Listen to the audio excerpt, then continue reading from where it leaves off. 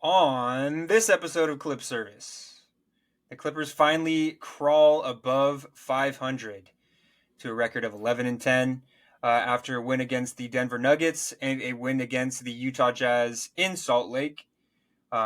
Just two games from this last week with the in-season tournament going on. The schedule was a little wonky, but we are back to the normal amount of games. So we will be previewing four games, starting with the Portland Trailblazers tonight. We're recording this at 6:30 p.m. In about an hour, we play the Portland Trailblazers, and then we go ahead and play the Kings, the Golden State Warriors, and the Knicks. So all of that and more coming up. So without further ado, let's make it happen. What's up, Clip Nation? And welcome to the Clip Service Podcast. You can find us on Spotify, Apple Podcast, Deezer, Amazon Music, YouTube, and even on Twitter, or X as they call it these days. That's I'm what they Rola, call it. and this is my co-host, Nick. Let's get right into it. What's going on, guys? First of all, Rolla, how was your week, man? Man, it was a good weekend out here, man. Did a lot. Getting into the Christmas spirit and, Yes, sir. enjoying life. How about yourself? Rolla, for those of you guys that don't know, Rolla's out in New York, so it's extra Mm-hmm. Christmassy out there. Extra. And We cold. got the Rockefeller tree. Yeah. We getting any snow? Yeah, dude, it snowed on Saturday, actually. Let's go, dude. Yeah, it Out was here in wild. SoCal, we are getting the Santa Ana winds, and that's about it. So, yeah. Anyway, other than that, it's been great. I had my birthday on Saturday. I'm Whoop. turning 5 years old. So Damn, I'm really bro. happy about Toddler. that. Yep. I Terrible look a lot twos. older than I really am. But yeah, so it was great to have two games in the dub column for a little birthday present for yours truly. So we're gonna break all that down, starting with what was an amazing win against the Denver Nuggets for the first time in a long time. We beat the same team that keeps kicking our asses night in and night out. So, Rolla, did you want to break that one down? I think you said that you saw that one. I watched bits and pieces of it. I've been so busy this last week. Yeah, man, this was a good game. I feel like I've kind of stepped into this a little bit, but I don't, like me personally, I don't think that the Nuggets are a better team than we are. I think we showed it in this game. Paul George with 25 points, 8 boards. He had an overall pretty good game. No complaints on that front. Kawhi had, his usual Kawhi game, but he seemed to be missing a lot of shots short. He didn't really seem to be on his game the way he usually is, but overall a pretty good game. No complaints from him. A great game from James Harden, 20 points and 11 assists. He was completely controlling the floor. Ball was in his hands to end the game, and overall just a great showing from James Harden. And then Norman Powell plus 24, 17 points, great production off the bench. Big time. And I gotta say, just an overall great game from everyone on our team. I really had no complaints. I expected a win, as long as everyone played average to above average. It was a home game, and all of Clipper Nation was hype. And just like I said, overall great game. I don't really have much to say on this front. Jokic had a pretty, I don't want to say trash game because he still had 22 points, 10 assists, and 15 boards. But like to his standards, he had a pretty bad game. He was missing a lot of shots, missing a lot of open shots. But overall, I feel like we played really good defense on him.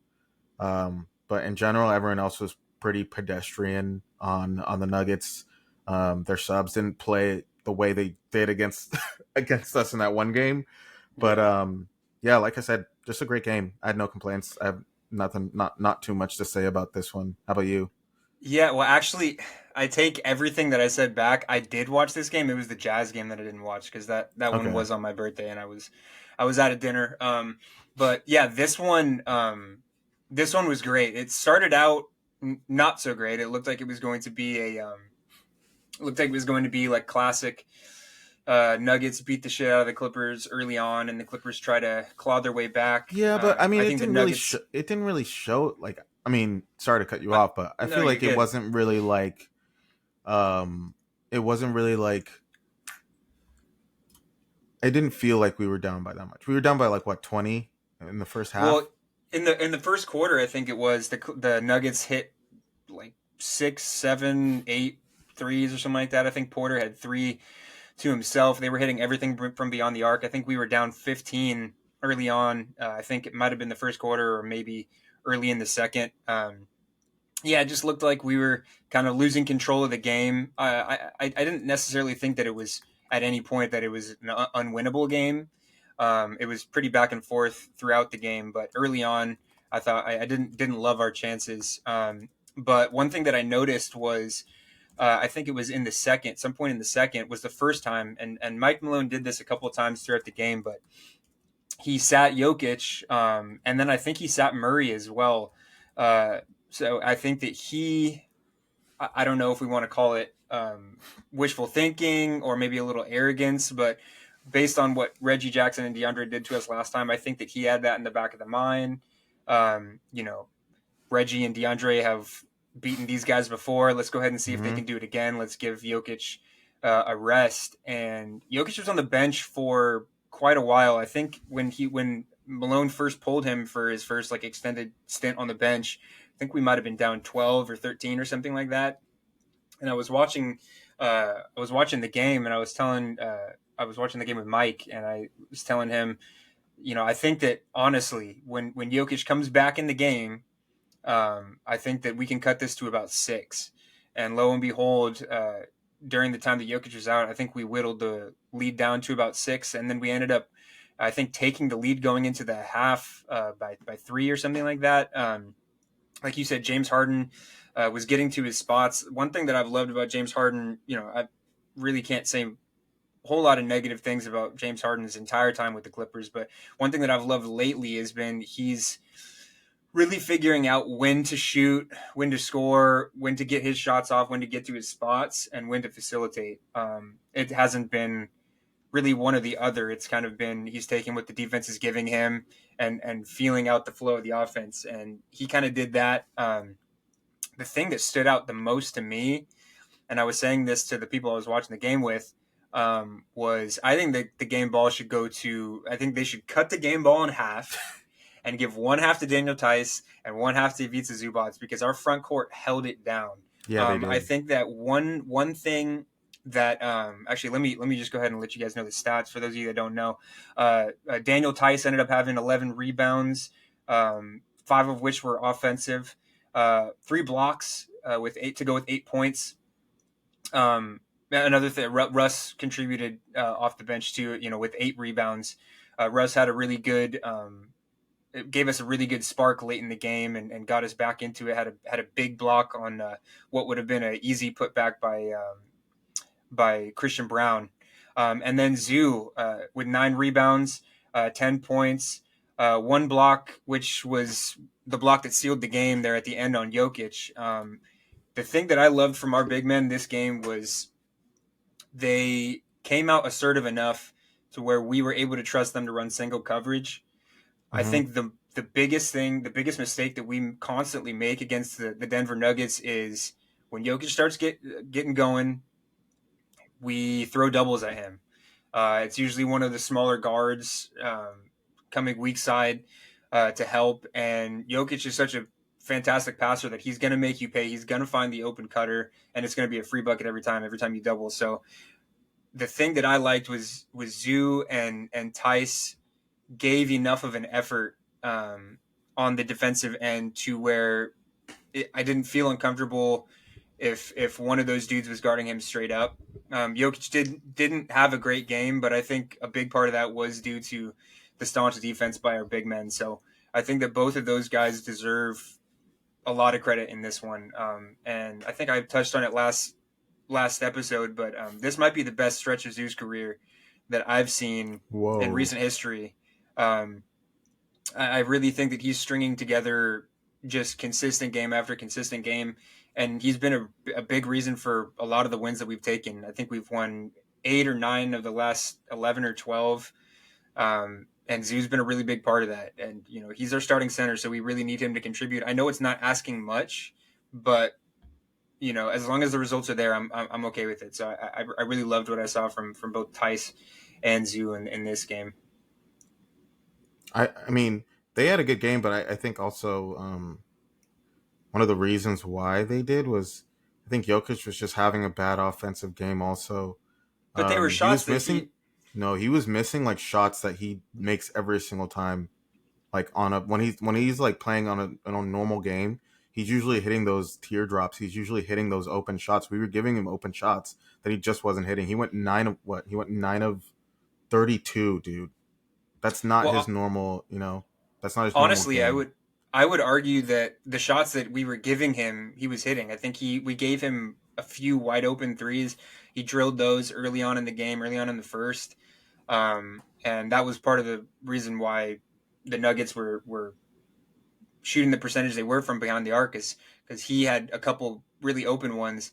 But other than that, when he started getting into the paint, Zoo Yeah. and Tice were making it difficult for him. And yeah, he makes difficult shots, but we were keeping him humble and Mhm. keeping him honest. And I think that was a big reason why he was missing some of his shots.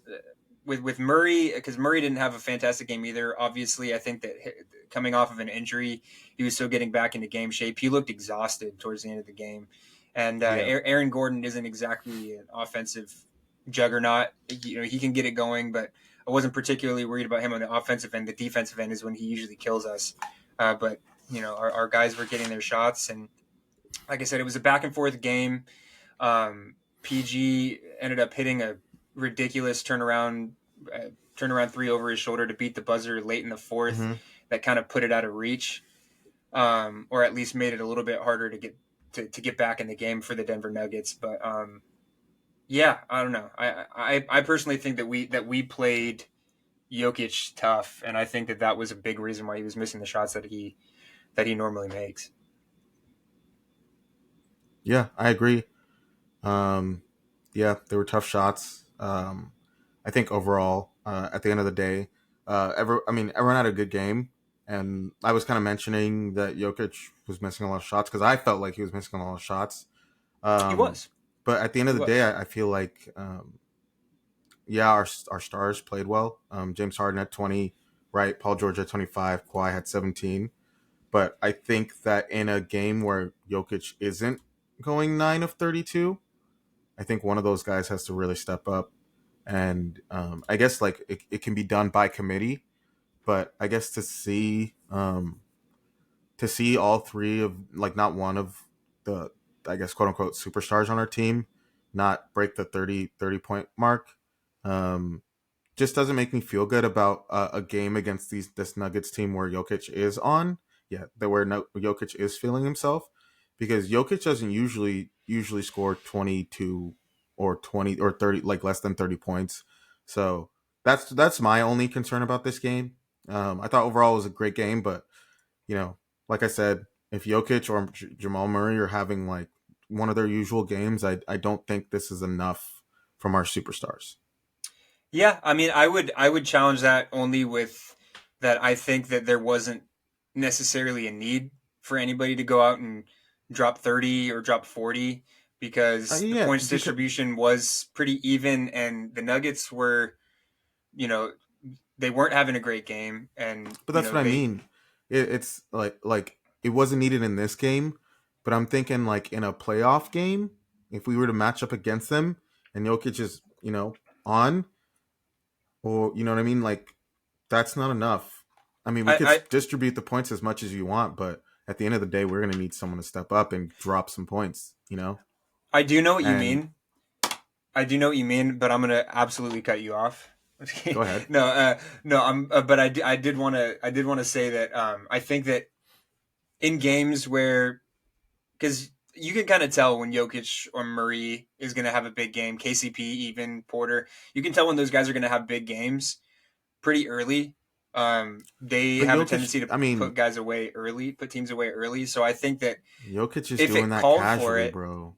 I know, but if it called for it, I think that you will see guys like Kawhi and James and PG and even Russ, Norm. I think we have guys that will step up and show that they can, you know, they can put the team on their back if it calls for it. I just don't think that it called for it this game. And I think one thing that makes me optimistic about that fact is actually what I'm going to touch on for next game. If you don't have anything else to say about the Nuggets No, you game, can go on. um, the performance that we saw from Kawhi Leonard against the Utah Oof. Jazz. That we ended up pulling out the win 117-103 in Salt Lake. Obviously, this Utah Jazz team isn't anything too special or too spectacular this season, at least so far, with a record of 7-15. But Utah is never an easy place to play, particularly for Clipper fan or for the Clippers after what we did to the Jazz, that iteration of the Jazz in the playoffs. I think that obviously Jazz fans hold some resentment towards Clipper fans, and they definitely let us hear it. That building gets really, really loud. But to go in there and for Kawhi to drop 41 at 41 points, Oof. 5 assists, 5 rebounds, a Disgusting. block, getting to all of his spots. He was 7 for 7 from the line, 6 of 8 from three, 14 Mm-hmm. for 23 from the field.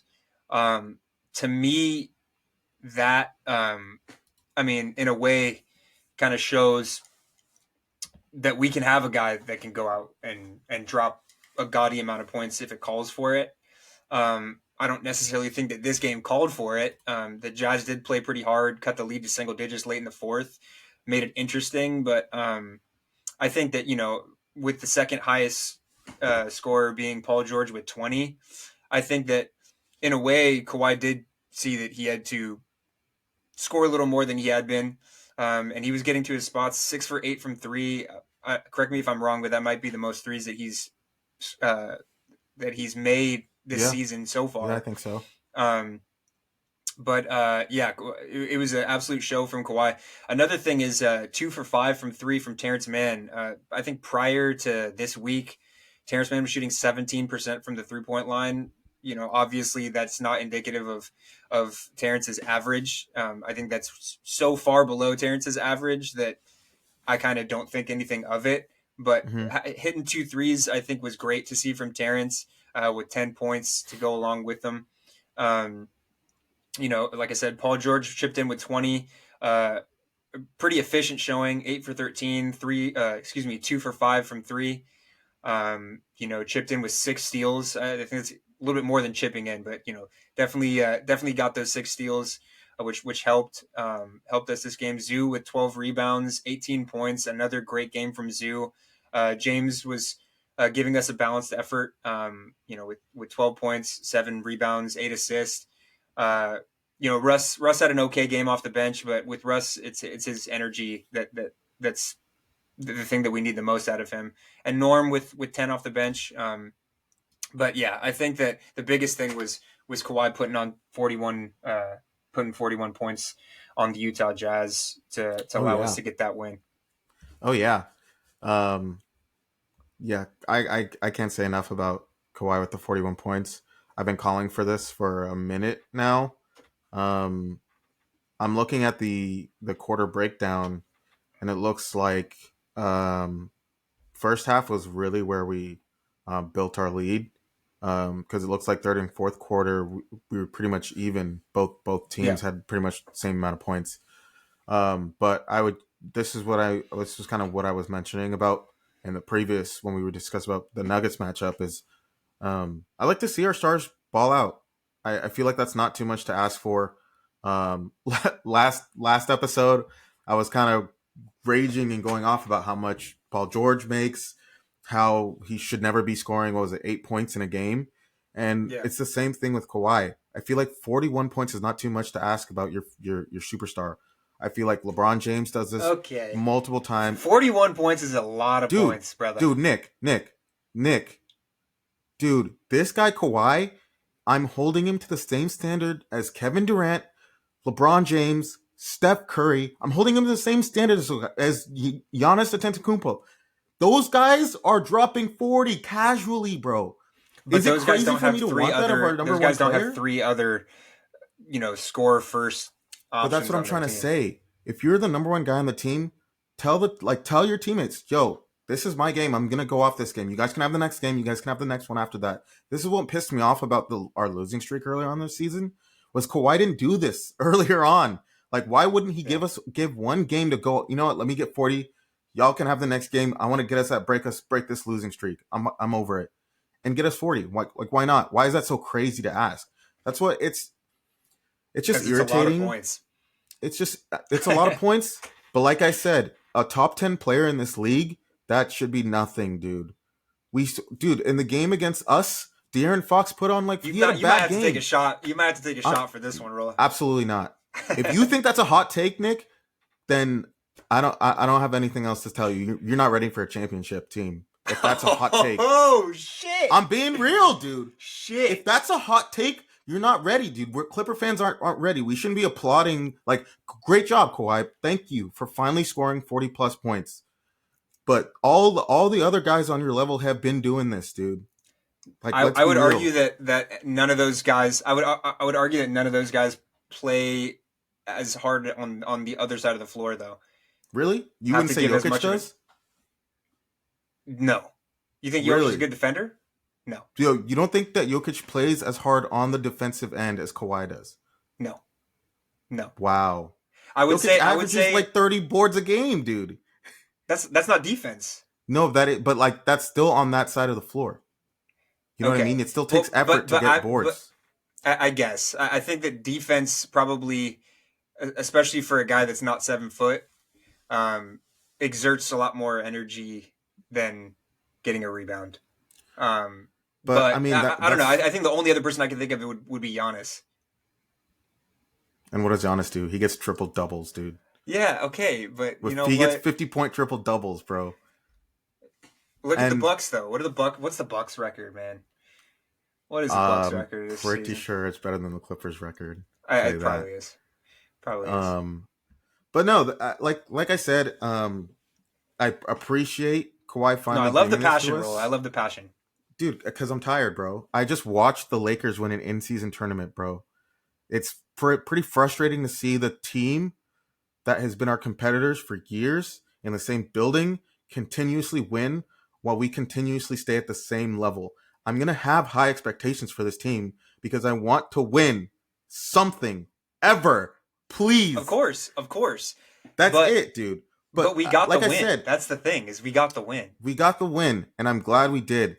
But I'm saying that this is when I want to. Should be the standard going forward for Kawhi. I don't want to see him score 8 points or like single-digit points like he did earlier on in the season. Okay, that's I have a counter for this. Do you remember a couple weeks ago when we shat on the Dallas Mavericks? Okay. Connor, I'm gonna have our producer Connor look up who the leading scorer in that game was, the Clippers Mavericks game, from this season, and I would be shocked if it was somebody that scored. I think it might have been 32. Kawhi might have had 32. Yeah. Yes. Sorry, our producer's checking on this right now.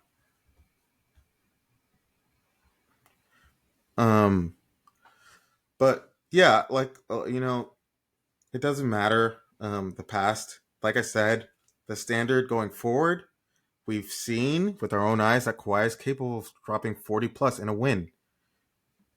Is that really too much to ask? Like you said in a previous episode also, that if Kawhi is tired or Kawhi is injured, he should be taking a game off. And I said that's crazy to say because my standards are so high. Like I don't want to say my standards are so high, but I just believe that he's a top 10 player in the league.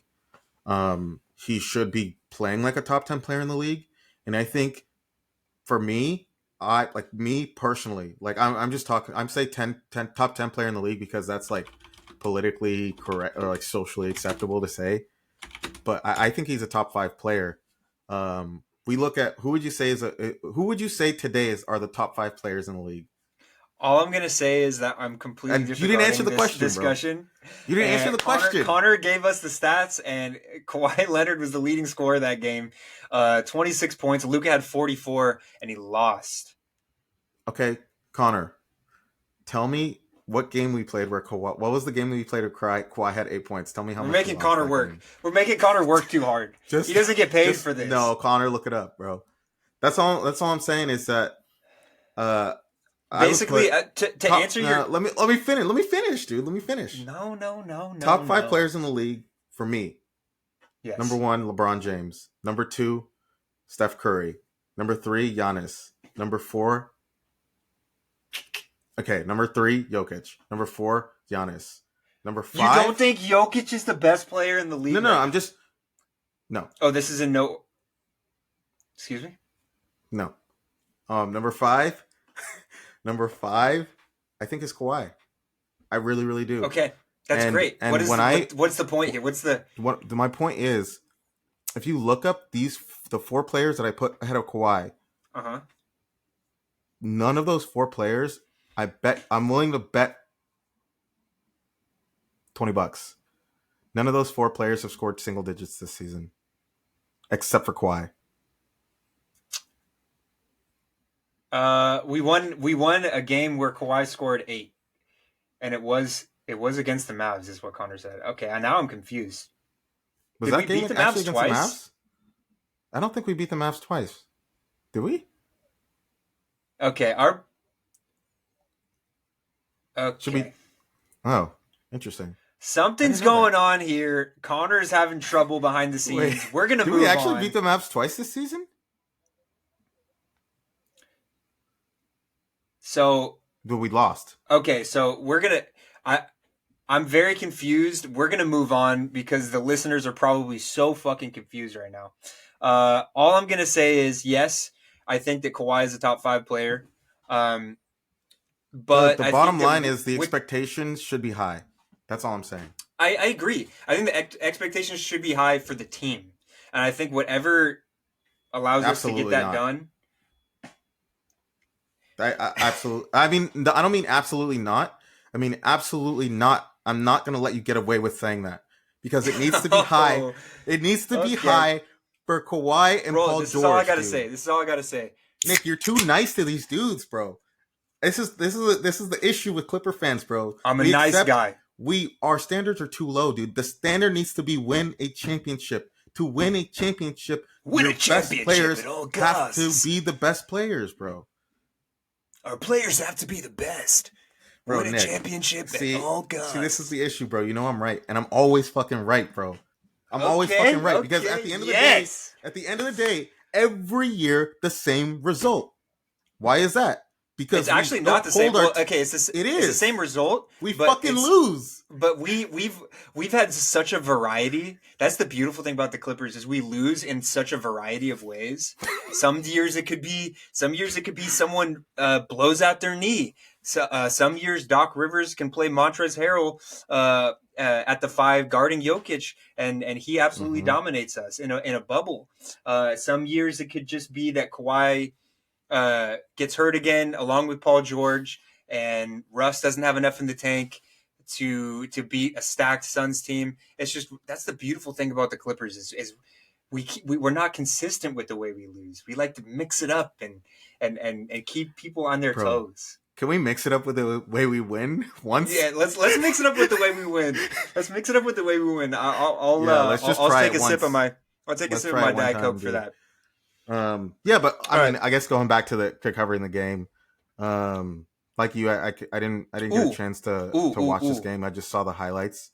Yeah. Okay. So I actually So, I didn't get a chance to watch this one either. I saw most of the highlights, and actually I saw a little piece of the fourth quarter. But one thing that I actually wanted to touch on before we start to move into previews, and actually we probably should wrap this episode up sooner rather than later because there is a game on in 30 minutes. Recording this at 7:00 on Monday, the 11th. But one thing that I wanted to touch on real quick was it didn't really. Norm didn't really show it in this Jazz game, but against the Nuggets, chipping in 17 off the bench, he's been one of our best, if not our best, catch and shoot 3-point threat. Oh yeah, he's going on. I think that the Clippers' death lineup, as I've been heard it called on Twitter, is the starters with, and I still think Terrence Mann deserves to start. I still love the fact that he's starting because he offers us, um, kind of something that a Energy lot and of the other guys in defense. that starting lineup, don't have to do or don't do with regularity, and just kind of doing all the dirty work, letting the starters cook. But one thing that's very interesting to me so far is I think that honestly the Clippers' best lineup, 5-man lineup, is the starters with Norm Powell out there, um, particularly in closing minutes. And I think that's I've seen a lot of people say that slot Norman in the starting lineup, have Terrence come off the bench, but I think that honestly my rebuttal to that is, and you guys can let us know in the comments section wherever you might be watching this, but I think it's such a luxury to have a guy come off the bench and be a part of the best unit, 5-man unit on the Clippers. And I think that's been a really interesting wrinkle is um, that has been our best 5-man lineup. Just with spacing, Norm has been better than usual on the defensive end. But yeah, his catch and shoot numbers have been fantastic this season, and Hmm. having a guy like Harden to be able to set you up for easy shots, and with the doubles that Paul George and Kawhi command, him getting these open shots and him being a knockdown shooter from three has been a nice surprise for me.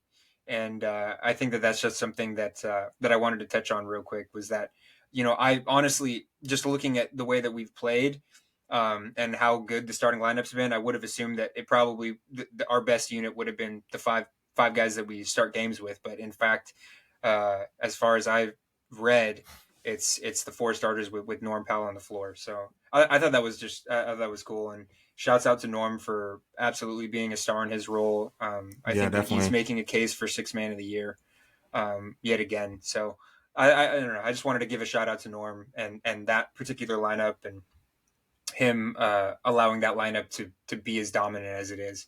So yeah, I don't know. That's kind of all I wanted to touch on before I forgot. And did you want to touch on anything else in this Jazz game before we move on to the preview for tonight? No, we can go All on. right. All right. I Well, got nothing else then to let's say go on ahead that and one. get into the Portland Trailblazers matchup. We're going to keep it kind of quick with these Hmm. previews. I think that these are all pretty winnable games. I'm not going to say we're going to win all four, but I think that they are winnable in their own ways, particularly the game tonight here in about 30 Hmm. minutes. The Clippers are going to be playing the Portland Trailblazers. I believe it's a home game. Oh, no, you know what? It's an away game. I think all of these are. It looks like it's a little bit of a road No, the trip. Clippers are home. Are they? Clippers are Oh, home tonight. I'm completely reading this wrong. Okay, so all of four games are home. So Oh, completely sweet. the opposite of what I was saying initially. But yeah, so the Portland Trailblazers are going to be without Jeremy Grant. I believe he's on concussion protocol. DeAndre Ayton Yikes. is out. I think he's day to day with some lower body uh, injury. But yeah, the Trailblazers are 6-15. They actually have a pretty decent defense. I think they're somewhere around 10th or 11th in defense. But other than that, they're 30th in points per game, 30th in assists per game. So they play a lot of ISO, and 27th in rebounds per game. This looks a lot like the Knicks game that we previewed a while back that we ended up losing, where it's a team that's dead last in points per game. Not great with assists. The difference is the Knicks were, I think, a top 10 team at the time in rebounds per game, which ended up Hmm. biting us in the ass. But um, this is either going to be a trap game that we come into completely lethargic and end up losing because we didn't take the team seriously, Yep. or we are going to wipe the floor with the Trailblazers. So I think it's one of the two. That has been the conundrum with the 2-1-3 era the entire time, is downplaying teams that we should be beating and ending up taking the loss and throwing our hands up in the air and wondering what went wrong. Um, Yep.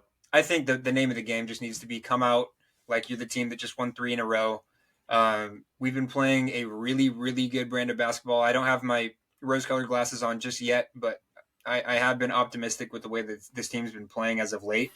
Um, and I think this is a game that we can come in and win pretty handily. I think that this would be a great game. BBJ, Brandon Boston Jr., is back in the lineup. He actually had a ridiculous poster on one of the Oh, one of the nice. G League Laker team's bigs in a game that was like I think a day ago or 2 days ago. He looked pretty good in his second game back, You so think we're gonna play him? he will be active tonight. I would love to see us put the Trailblazers away in the first half. Give guys like Bones, BBJ, Kobe Brown. I don't know if Jordan Miller's active. I think that he's still kind of on G League assignment, but I would love to see all those guys get a shot. Musa Diabate is out with I think back soreness or something like that. So he and Mason Plumlee are the only two players that are going to be out tonight. So yeah, I think that we just need to put these guys away. Um, they play an honest defense, so I think that if we could just take smart shots and be intelligent, remotely intelligent with our shot selection, I think that we can get out of this one easy. And one thing that I would love to see is get some of the young guys some reps. I think that Bones Highland deserves some minutes. I know it Yeah, sucks to say like the only minutes that he's getting right now would be garbage time minutes or minutes in a blowout, but another real quick, I'll let you get into your preview for this game. But hmm another thing that I've loved is contrary to what I was hearing from a lot of Denver media members after the trade to get Bones Highland, where they were saying that he just kind of a me first player. He had kind of a poor attitude. I think that Mike Malone made him take a separate plane on one of the road trips because there was like an issue. But contrary to all of that, Bones has been nothing but a consummate professional from what I've seen. He's the first off the bench to cheer on his teammates. He's hmm he's talking. He's definitely the most active guy off the bench. He's kind of taken over the Robert Covington role of just being a cheerleader. I mean, that sounds demeaning, but cheering on Yeah, his guys from the bench, and he hasn't really hung his head at all for not getting any minutes when he surely deserves them. I think that I really commend him for that, and I would love to see him get rewarded with some minutes here tonight. So yeah, that's my little 2 cents about Bones Island. He's been great, and shouts out to yeah. Bones. He has been great. I would love to see him get a little bit more playing time, because from what we've seen in the past, he's one of those dudes that can get hot very, very, very fast. Of course, Um, but otherwise, I mean, with this game tonight, I'm expecting a win. This isn't a team that's on our level. I mean, not even we close. I saw don't that the think. first game. We've only played them once, right? Yes, it was the first Yeah. game of the So season, and I'm not trying to disrespect the Trailblazers either. They're a rebuilding no, team. they They have are. a guy, a lead guard that's trying to figure his role out in the Oof, NBA, and I still am a big believer in Scoot Henderson. I think that he's having a I'm not. horrible rookie season, but I think that he has the tools to be really, really good. But with that being said, this is like Rolla said, this is a winnable game. I'm expecting us to win Yeah. pretty easily. Um.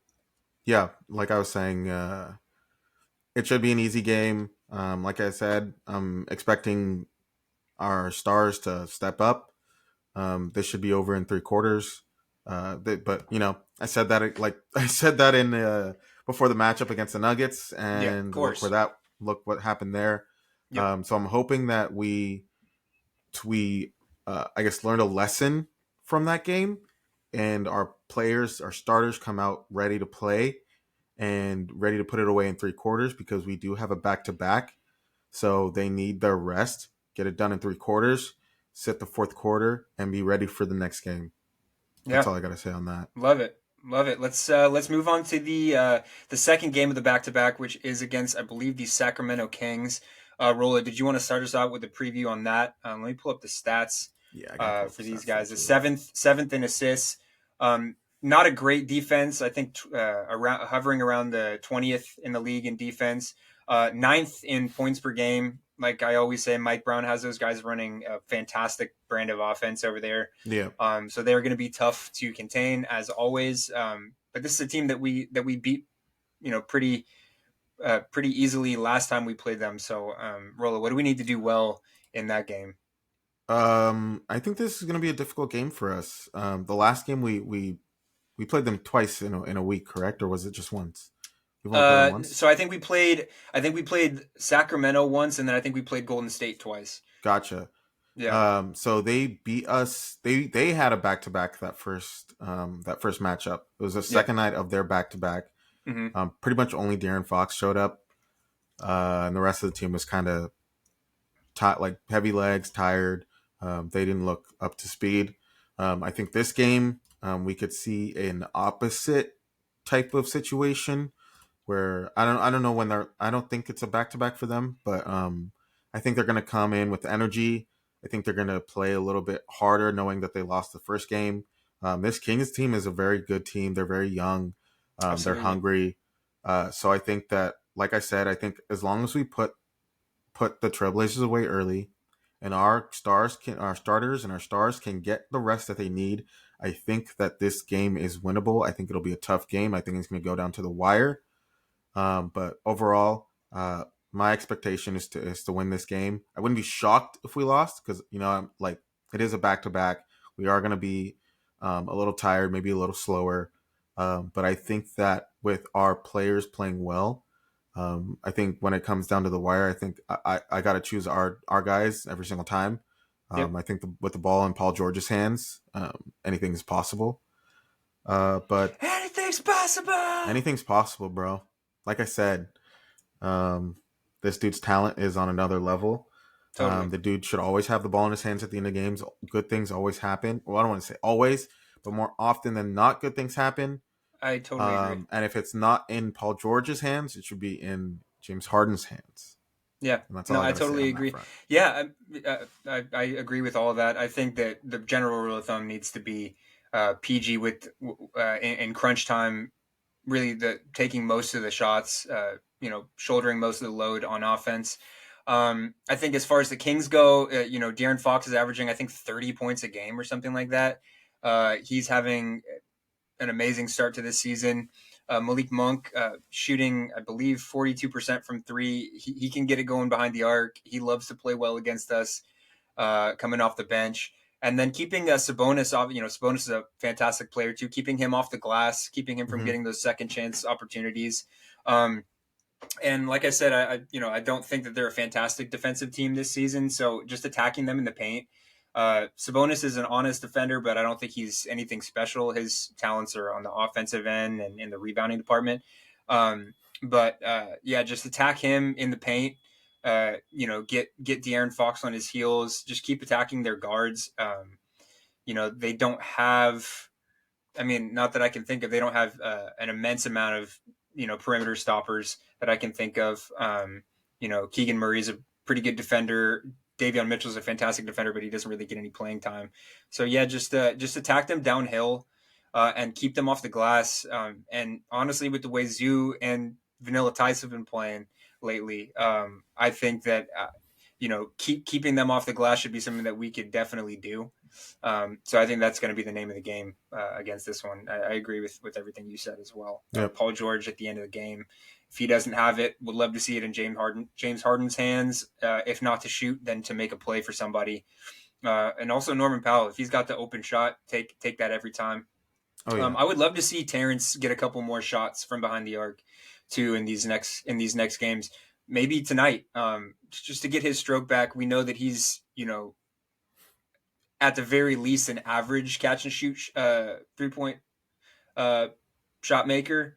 Mm-hmm. And so I would love to see him be able to kind of regain his confidence from behind there because we know that he can do it. He does everything else so well that it's hard to nitpick his game like that. But if he can get back to his season averages behind the arc, we become that more dangerous. And to have Norm come off the bench and give us the exact same thing is that's tough to guard. So yeah, I think that the Kings game is another one that we can win. I'm not going to say easily. I agree with you. It's going to be a tough game, Yeah. but I would love to see us come out with the win. Second out of a back to back. The Kawhi and PG have played every game so far this season, which, like I was touching on earlier in one of the other episodes, it does not go unnoticed. I would love to see them play again if their bodies allow it.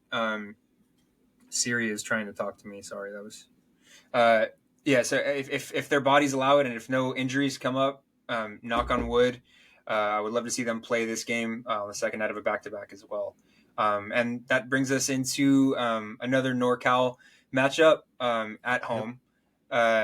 It's going to be against the Golden State Warriors, who we beat on the Paul George game winner last time Yep. around. They are going to be coming out swinging. I'm sure. I'm sure Draymond wants to get his lick back, particularly bricking the absolute shit out of what would have been the game winning shot last game after talking all that smack.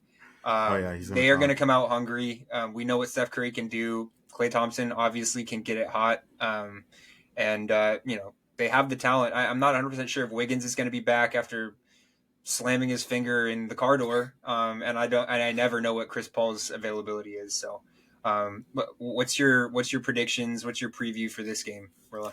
Um, I think this week, I think this will be our toughest game. Um, like you said, we kind of won a heartbreaker for the Warriors. The first matchup, they beat us. They pretty much beat us in the second half. Second matchup was a close one. I think they were up by 20 in the first half of the second matchup. 22. I think we came 22, back from 22. and we Yeah. came back and we beat them with the game winner from Paul George. So I think that they're going to come out angry. I think we could see some fists flying from Draymond Green. I think we see Draymond Green tackle some Fists of or our players feet again. or whatever he can throw at Yeah, bro, he's the literally the opposing dirtiest player in players. the league. Yeah. But what else is new? Yeah. What else is new? Uh, and I think Steph Curry is gonna, when he plays with a chip on his shoulder, he's very, very, very hard to guard. We could see him hit every single shot if he really wanted to. So it's just one of those things, one of those games where, and I keep reiterating this, I think our stars got to really step up. I think Yeah. Paul George has to really, really step up, and I think he's going Set to the be tone. aggressive, get in the paint, put their players in foul trouble.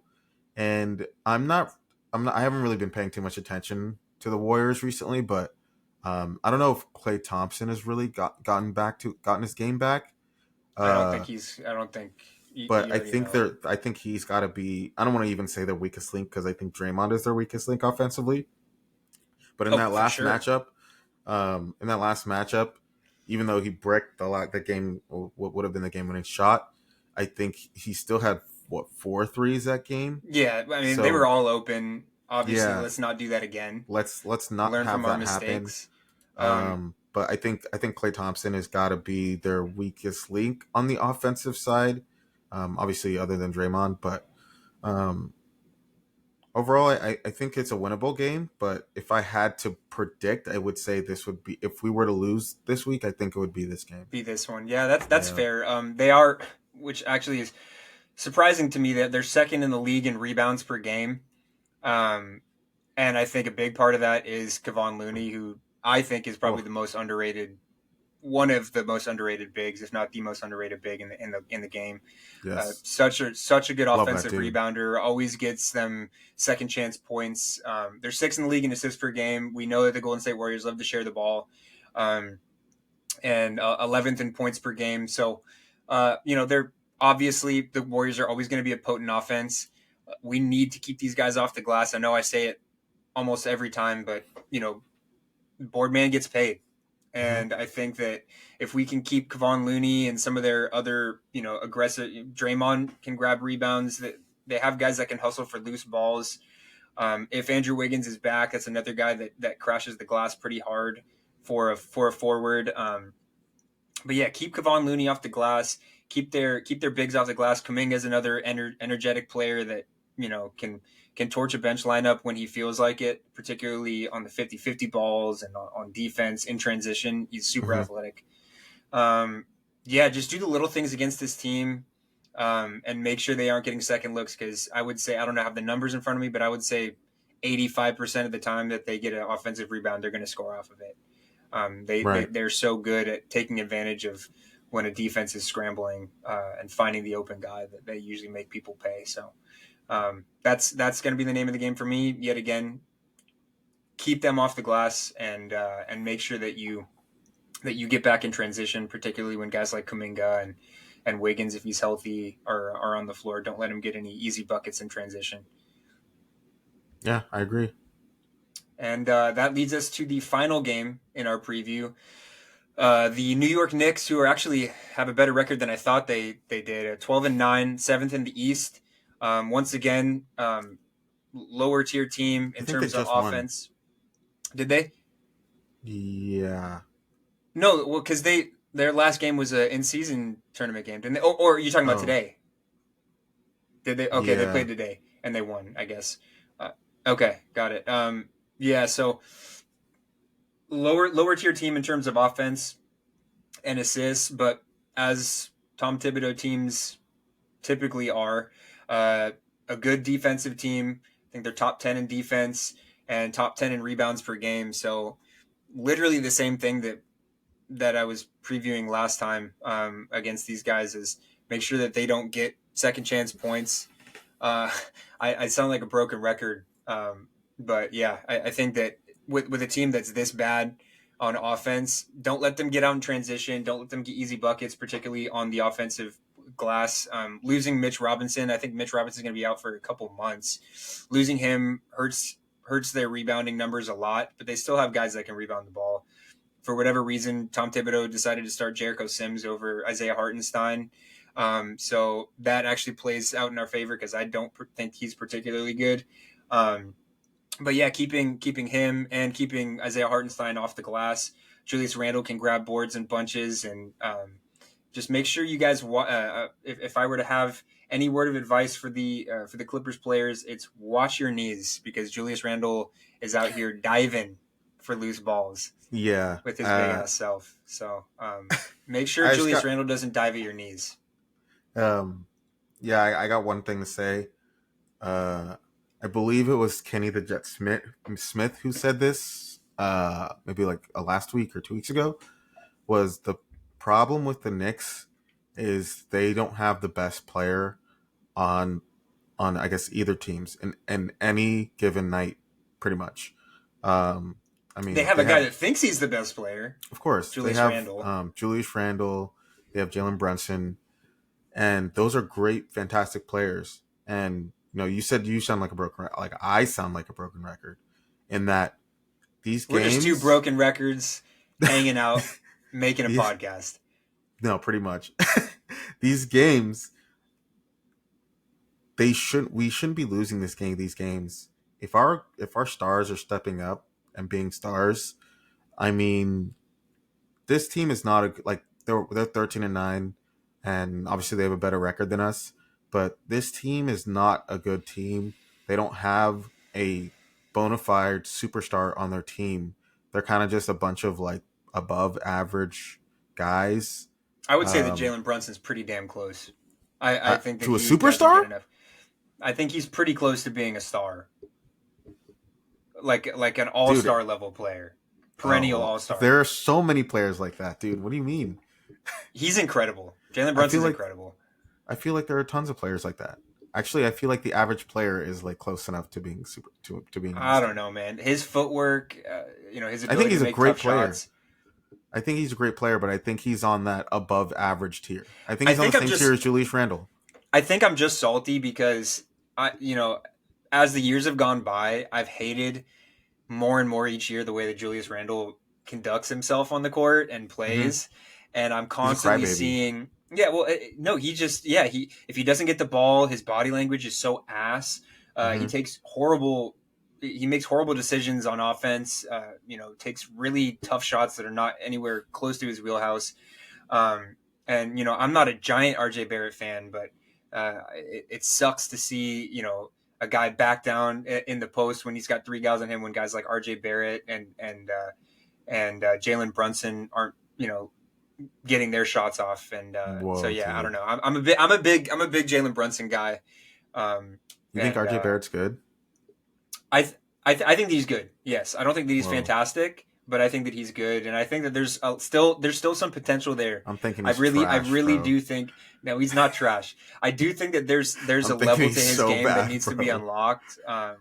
He's an underrated playmaker. He's a big body. He loves getting in transition. He can But take he's very contact and predictable. finish. He's predictable, but I don't know.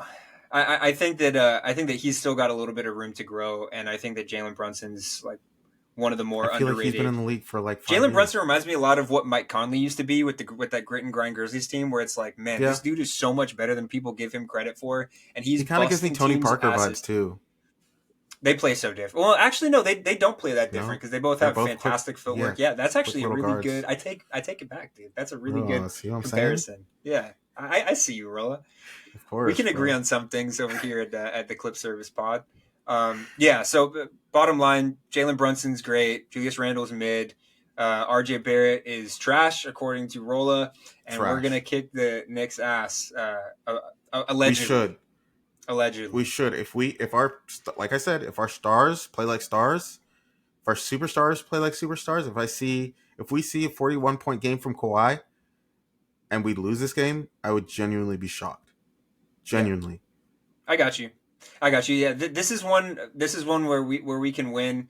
Mm-hmm. I kind of agree with you and what you said prior. I think that these are all winnable games, and I think if there's one to lose, it's probably the game against the Golden State Warriors, just based on how what we did to them last game, and the greatness, collective greatness on that team.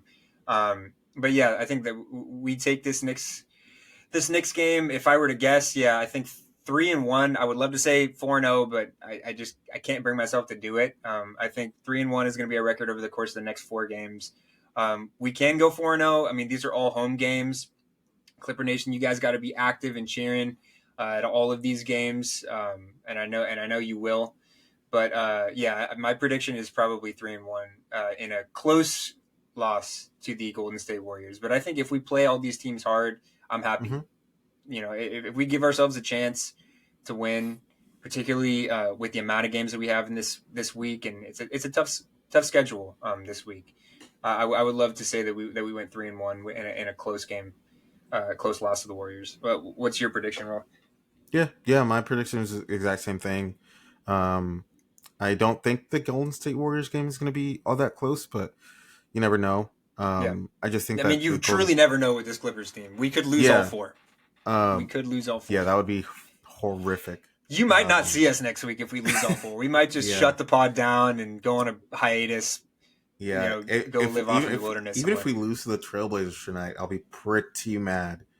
I agree. Um, I agree. but This is when we got I to think win. the Warriors game is going to be a tough loss, just because I think the Warriors they're gonna come out with a lot, because Chip on the their way they shoulder. lost last game was a heartbreaker and was a Yeah. tough one to swallow for them probably. So I think they're just gonna come out hard, and I don't think we're gonna be all that. I don't think we're gonna come out with as much motivation as they are, and I think It's a that's tough just a pill to swallow. They're going to come fact. out hard. I think they're gonna come in our mouths hard. Whoa! Yeah. All right. Well, if that happens, so be it. You know what I mean? Yeah. No, I think it's gonna be. I think it's gonna be a tough game for I'm not us. one to judge. I think it's gonna be a tough game for us. But like I said, should There's be an someone. easy game. Should be an Sorry, easy Connor. game. Connor's Siri just went off and asked if there was something that she can help with, and it threw me for a fucking loop. I know. I was like, Anyway, is there someone behind me? yeah. Whew. Yeah. Anyways, I'm thinking 3-1. I'm thinking torch the Trailblazers. I'm thinking a close win with the Kings. Think a bad loss against the Warriors, and I think a good win against the Knicks. Love it. Love the optimism. 3-1 ain't bad, particularly with the way that we've been playing. We've been playing some cohesive basketball. We just got to keep that up. I think keep the process up. One thing that I actually wanted to touch on before we left is there was a report out from Shams Charania today that stated that PJ Tucker's unhappy with his playing time and his situation with the Clippers. There was some interview with him a couple weeks ago that was saying that I think it was being taken out of context, but basically the gist was that there's not enough balls to go around on this team, and he went from playing 30 minutes a night as a starter to playing 10 minutes a night off the bench. And so I guess the report that we've heard from Shams is that the Clippers and PJ Tucker are going to work to make some sort of situation for both teams, some sort of positive situation for both sides, whether it be on this team or with another team. To that, I say, what the fuck are you expecting, PJ Tucker? Do you think that you're going to get 30 minutes a game on a team like this? My answer would be absolutely not. I think that should be pretty apparent. But, I mean, he's a champion, he's a winning player. Props to him for calling his own number and believing in himself and all 39 years of himself. And Is he actually 39 years old? he's the second oldest player in the NBA. I believe he's either 38 or 39. But yeah, I don't get that shit out of here. Get that attitude out of here. This team has been about sacrifice. You have a bona fide future Hall of Famer in Russell Westbrook electing to come off the bench, being a star in his role. You have a guy like Bones Highland who is absolutely torching teams in the preseason and early on in the season that's not getting a single minute. Guys like Amir Coffey that have proven themselves to be contributors to a winning team, not getting any minutes. Terrence Mann's role was all over the shop. We have guys that sacrifice. James Harden's averaging a career low, or not a career, but I think the lowest amount of points since his second year in the league. Everybody is sacrificing on this team. And if PJ Tucker can't see that, then I'm happy to find another home for him. I like PJ Tucker. I just don't love this sentiment. And I don't love the fact that we can't see the symbiotic relationship that everybody in the locker room has to have, whether you get minutes or you don't. So yeah, that kind of rubbed me the wrong way. If and when he finds his way to another team, I wish PJ Tucker all the best. One of the better role players of his time, fantastic defender, but there is no room for that attitude on this team, and I'll be happy to part with that attitude. Rolla, what is your opinion on the subject? No, I think you said it perfectly. I completely agree with you. I think I personally thought that he should get maybe a little bit more playing time, just because I think that Well, there was a reason for it when you first got him. There was a need for yeah, someone that like him. yeah. I think he plays when we go like I think for he's a good center in a small ball lineup. I feel like, um, but like you said, there's no room for that type of negativity. Like you said, there are a lot of players on our team that are not getting any playing time that deserve playing time, Of and you course. specified Amir Coffey, and Yep. that dude has balled out multiple times and has proven himself, and he still doesn't get the playing time he deserves. And And we kind of get for it. We kind of yeah, get it, right? Like Ty Lue has a tough task of trying to manage egos, and I think that's part of the reason why he played PJ Tucker early. Was like, okay, hmm we're gonna see what you got, prove it. If you play like shit, then I'm gonna do what I did to Mook. I'm gonna do what I did to everybody else, and you're gonna get your minutes cut. You have to show it to me, and so yeah, I think that he had his chance, and he didn't play well, so there you have it. yeah, Yeah, I would love to see maybe him packaged, and I think it all depends on um, the status of Mason Plumlee in the near future, as far as whether we need to go out and trade for some more front court depth. I mean, Daniel Tice has been awesome. Um, we'll see how far along Mason Plumlee is in the recovery process, but I mean, in a perfect world, I'd love to package PJ Tucker, maybe a second round pick for just a third string big or just some more size. But if we can't get a deal done, I think we got to buy him out, and I think that he's got to find his way to another team or retire. So yep, yeah, I agree. super negative way to end our segment, but that was something that I saw today that I wanted to touch on. So um, yeah, there you have it. Rolla, was there anything else you wanted to? I cut you off earlier. I No, no, no, apologize. it's all Was there good. anything That else was that no, you said it. You said it perfectly. You spoke it perfectly. anything else that you wanted to touch on as far as these next four games go? Starting with the one tonight. No. I think I said all I needed to say. Expecting 3 wins and a loss. hopefully we can come out with four wins. But realistically, I think it'll be 3-1. If you were to guess, who do you think is going to be the best player in the fourth stretch of games coming up? Like, I know that we have a From our very team. egalitarian offense, and sometimes it'll be this guy, sometimes it'll be that guy, but consistently, who do you think is going to have the bbest stretch of four games coming up from our team? I think it'll be Kawhi. I think he's found his groove. Um, you know, I think he's. I don't know. Has Paul George scored 40 plus yet? I don't think I think Kawhi's the first to give us Yeah. 40 So I think Kawhi this is season. gonna.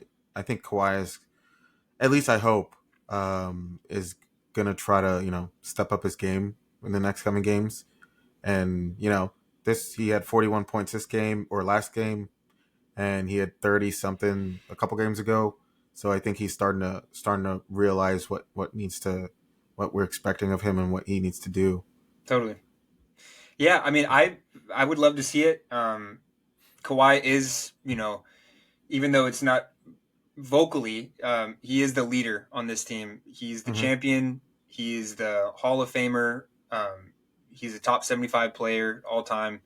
Um, and I would love to see him go on a tear here. I personally think that might not show up in the box score the way that it does everybody else, but I think Terrence Mann's going to have a monster stretch in this upcoming games. I think the way that he shot the ball against Utah, even though it Over was other only two players. threes, I think that in terms of what he was giving us before these four games, Oh, like his and growth, compare, yeah, I think that he's going to have the biggest glow up, improvement.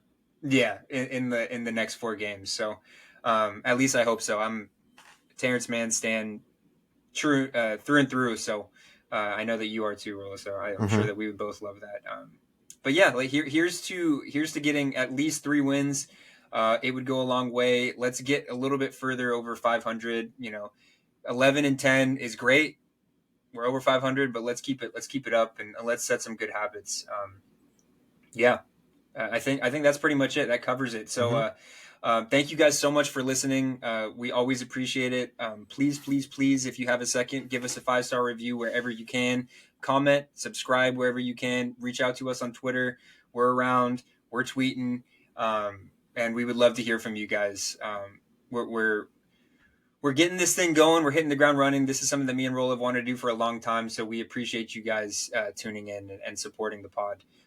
Like Rolla said earlier in the pod, you can find us on Apple Music, Amazon Music, Deezer, Spotify, YouTube, and then on Twitter at Clip Service Pod. So feel free to reach out to us. One of these days, we're gonna maybe when Rolla's in town next, or when we get all the boys together. We'll go to a game and we'd love to see you guys there. So Ooh, yeah, very down. we would appreciate any support. And thank you guys again so much. So without further ado, go Clips. Go Clips. See you guys.